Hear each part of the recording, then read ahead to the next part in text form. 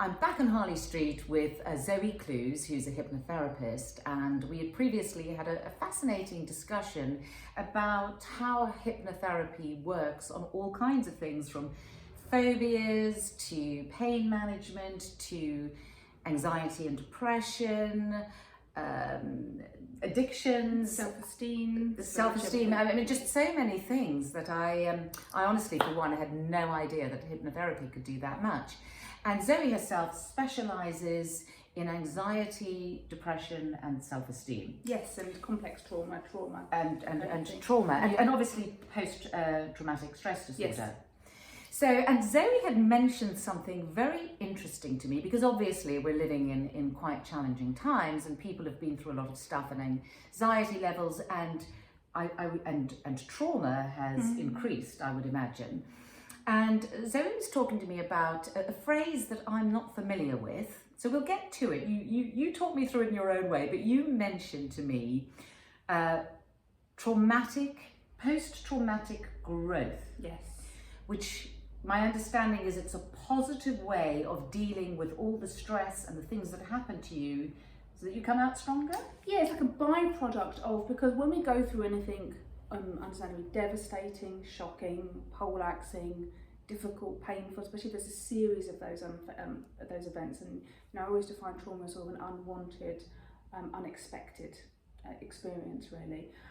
And I would think there's been plenty of that in the last 2 years. I mean, in abundance. Oh wow! I mean, where people, losing loved ones, finances, loneliness, worry, stress. It just knows no bounds, really. Huge. There's been so much loss. Yeah. There's been so much loss. And it's just this huge process that we're going through. So we can all understand when we go through trauma, and our body reacts in certain ways, and our whole system reacts in certain ways. And I always talk about this, but we have 4 physiological defences. Fight and flight we've all heard of, and then we have freeze and fawn. And fight and flight is the hyper-arousal. So that's when we get stuck in sort of a hyped up state. So for example, in flight, we can't sleep, we catastrophise, we panic buy, we get really anxious. Panic buy? Panic buying comes under flight, yes. Does it? Yeah, so all of these, so it's interesting, what you could see with, the last 2 years is that it shunted everybody into one of these states, and a lot of us have got stuck there. So we need these states. So fight, flight, freeze and fawn. We need to be able to run sometimes. We need to be able to act quickly. We need to act in an emergency. We need to have the flight response. Fight, we also need the fight response. We need to defend our territory. We need to set a boundary. We need to say if something isn't okay. Freeze is when we, the helpful part of that is we stop, we assess things. Okay, I'm not going to make any decisions yet. And then fawn is when we sort of, acquiesce to a situation or mediate and sort of calm things down. But, if we're in them too much and we get shunted into them through repetitive stress, or a series of shocks, or chronic unrelenting stress, and we get stuck in them. So yeah, flight is OCD, it's insomnia, it's flight is OCD, insomnia, sleeplessness, worrying. It is panicking, it's panic buying, it's catastrophizing. That's really common, isn't it? Yeah, of course. Well, a lot of people have got stuck in flight response. I can recognise that times of myself in there with all those things. We can go through all 4 of them in one day. Sometimes in 10 minutes in 2020, 21. And then we've got fight, which is like road rage, anger, when we get controlling, when we start, send an angry, somebody sends us a horrible WhatsApp or unhelpful, unhelpful, and then we just see blind rage. There's nothing worse than a text argument, is there? And then and you're furiously typing, they're typing, and it's just that's fight, that's when it gets unhelpful. So it is a stress response. Yeah, of course. And then it's absolutely nervous system response, and then we've got freeze, and that's when we then to go into freeze when we've had a big enough shock. So when you have a really big shock, people just kind of they just stop and they can't speak, and you can't eat, and you can't sleep, and all of those things. So but under the sort of freeze umbrella is apathy, depression, gaming all the time, addictions like smoking, as we start checking out, disassociating. So again, you can get stuck in it. And then fawn is kind of like, it's when you feel really powerless. So it's people pleasing, it's lack of boundaries, it's it's when You probably say yes when you mean no because you don't feel empowered. So Right. everyone got But stuck in all of is this. that a stress response, or some people develop that as part of their personality and their behaviour? Well, yes, absolutely. The answer to that that question is both, really. So, say you've gone through a really traumatic childhood, then you're constantly in those situations, so you get stuck in flight permanently. It almost becomes your personality. It isn't really your personality. It's just part of. It's your coping mechanism. So they are defence mechanisms, really. Right. We need them. We all need them. We all need each one of them. But the problem comes when we under too much stress, we get stuck in one.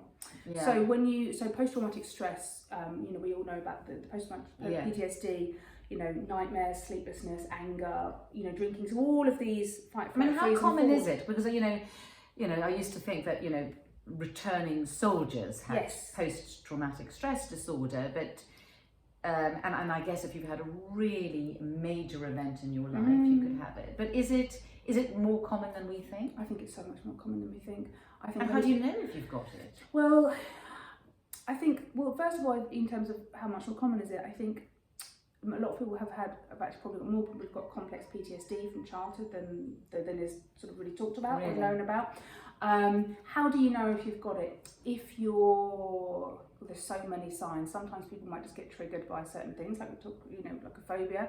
But symptoms of PTSD, sleeplessness, drinking too much. It's the inability to function, really, in certain areas. So it's hard to function if you have it. Finding you're struggling to function, right? And I guess failing to thrive. Or wanting to do something and finding you can't do it, and you might have hostility, you might have rage. You might have gambling addictions, drinking addictions, feelings that you can't cope with, really. Right. So it's feelings that you can't cope with. And listen, you can have PTSD from relationship, you can have PTSD from a single event. So you have single point PTSD, which is just, you might witness or experience a single point trauma. But then, if you've gone through a series of events, so it might be a relationship breakup, a divorce, you might lose your job, it might be separated from your children at some point or something like that. All of those things cluster of adverse events, and that can give you PTSD. So, we are... Gosh, we're all so vulnerable. We are. We're also resilient, which is what post-traumatic growth is. So we go through these absolutely hellish things, and when I talk about post-traumatic growth, I want to be really clear. It's not about minimising anyone's pain or experience or what they're going through. If somebody comes to see me and they're in the middle of sort of a hellish experience or just trying to recover from it, probably wouldn't necessarily talk about post-traumatic growth straight away because it wouldn't be appropriate or sensitive to. Right. But as we do the work and we're able to let go of some of and grieve and acknowledge and heal some of the experience that they've gone through, we can start to see that there's room in the system for post-traumatic growth because, wisdom is healed pain. So a lot of people, you can go through these really painful events and you can think to yourself, how on earth am I going to get through this? And then you can find that somehow you do, especially if you get some support. And you try and get through it in the healthiest way possible, and you can often notice that when you come out the other side, that was actually your biggest growth period. So you can as they say, stronger. What doesn't kill you, makes you stronger. Exactly. And it's true because you'll either go under and you won't survive it, and if you do, you've got to be stronger. And as I always think it's really important not just to be, because the things we can all come out of things, 2020 and 21 were galvanising, weren't they, for some of us, and then other people it was just they find it impossible to cope with, which is completely understandable. So it's kind of like, it's not just about becoming stronger, but you come out stronger, wiser, more compassionate for yourself and others. So you can have these big growth periods because it can build such confidence and self-respect. Because if you genuinely believe, I can't get through this, I can't cope, and then you find that you do, you're like, you must have found some strategies or some strength or something to get you through. Is there anything, if somebody is really struggling with stress, be it PTSD or not, and and are having a very challenging time, is there anything you can advise for people to do to help strengthen and get to that post-traumatic growth stage? Because we want to hurry it up. Like, we take to the good bit, and I feel wise and golden on the other side. I'm going to go back to that fight, flight, freeze, fawn thing because this is relevant here. So here's the thing: when we're going through hellish things, it sends us straight into one of these responses.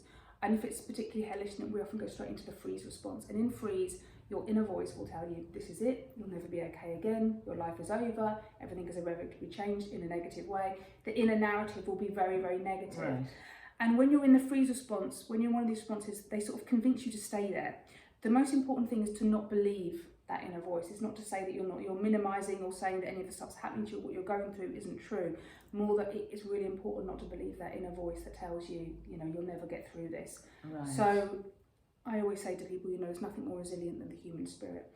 So get support with it, talk to people, make sure that you're supported as much as you can be, whether that's professionally or through family or friends. Because it's very isolating when you're going through that. Talk to people as well who've gone through something similar, so survivors. Yes, who do you talk to? Because sometimes, sadly, one's family are there, but they're not always the best people to speak to, are they? No.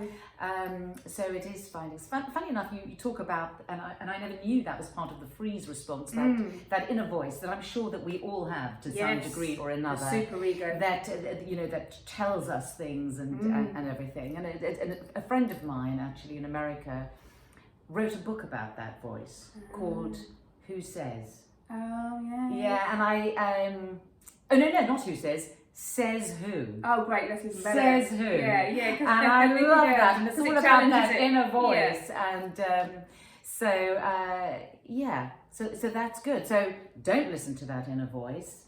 Seek help, but from the right person. Yeah, so there've got to be people that are safe. It's really important. If you're going to be vulnerable talking about something that you're going through, so sometimes it's family, sometimes the last thing you need is for your family members in that situation. Sometimes it's a therapist. Sometimes if you can't afford therapy, then you get that sort of, that help, and it's your GP. And the NHS does. It's not a great system, but there is help there that you can get. There is. Sometimes it's going to be huge waiting lists. So helplines are really great as well. There's some amazing helplines that are free. But it's about finding the safe support, and then also, whatever it is that you've gone through, where you're going through that's crucifying you at the moment, whether it's the loss of a loved one, whether it's going through a divorce, whatever, or whether it's recovering from childhood trauma, there will be specific groups helpful to that, and people who have gone through similar things. It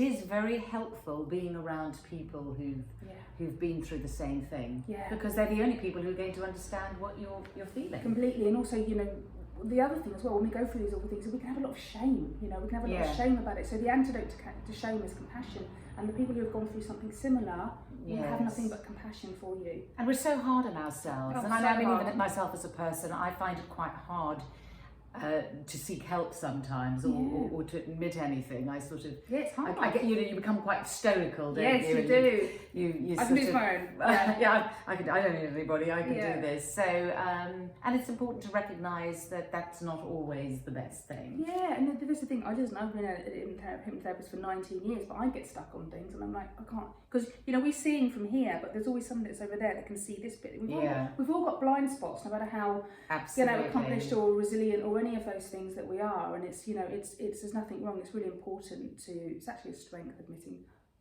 I can't do this on my own. I need a bit of help with this thing. Yes. And that is actually progress, isn't it? Yes, completely. And I suppose just the knowledge that as you're, and as they say, it's always darkest before the dawn. It is. Yeah. So it can seem really bad when you're in the middle of something, whatever it is.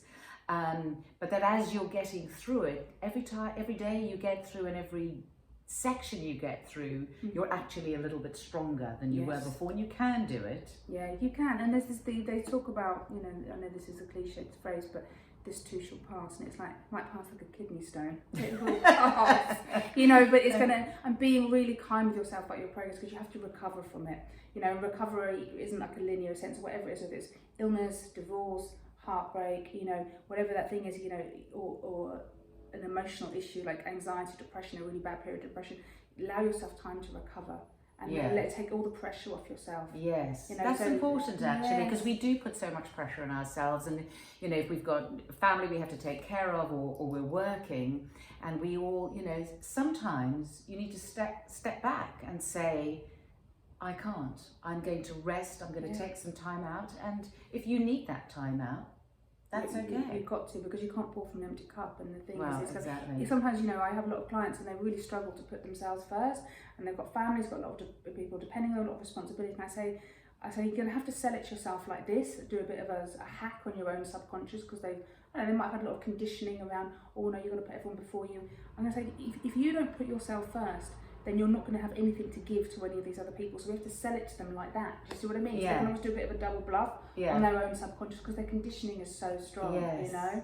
And but it's really, really important that if you're recovering from anything, so moving from post-traumatic stress to some relief to, we want to be working towards post-traumatic growth. There's no pressure, there's no deadline, there's no rush, but allowing yourself that time and taking all of the pressure. Pressure is the problem behind most things, isn't it, really? It is, yes. When we, and you know, sometimes obviously the pressure comes from outside sources, but very often the pressure does come from ourselves, and sometimes our own exacting standards. Oh, unrelenting standards. Yeah, completely. And it's this thing about, talk about perfectionism. We can do a real number on ourselves. I must be perfect. Yeah. And it's kind of, I don't even know what perfection is anyway, but even if we do get that perfectionist thing, maybe for like half an hour a day or whatever it is, maintain it for. There's no such thing as perfect. What's perfect? You've got to keep it up somehow. It doesn't work, it's a totally subjective thing. It is. But I think women have that quite a lot. Oh, yeah, you know, definitely. that need to just be absolutely fabulous at everything. Yeah, and it's this thing of like, and really what's underneath it is kind of like not knowing that actually we're really okay just as we are, you know, and it's kind of, and also the thing is as well, you know, there's a lot of shaming in our society, you know, you've kind of gone through experiences that might have shamed you as a kid, and then you might have gone through experiences as an adult that shamed you, might be shaming from society or all sorts of things, and then when we feel ashamed, that's when we go into perfectionism. Because we think, oh, I don't want anyone to see who I really am, which we're not it anyway. Yeah. And so we become really perfect in order to cover up the fact that we're something wrong with us. But there isn't anything wrong with us. Well, that's a whole other subject. It is, isn't it? Yes, that's a whole video of its own, isn't it? Perfectionism, yes. Well, great. That's it's good to know, and you know, lots to think about there. Yeah. And that there's always something you can do, and that great resilience does come out of. Yes, it many really can. things. It really can, and just be patient and kind with yourself. And you know, the amount of times I've gone through things in my life, I thought there's no way I can survive this, and I have, and I'm like, oh, I did it again. And then you've done it before, you can do it again. Yeah. Fantastic. Thank you so much. Pleasure.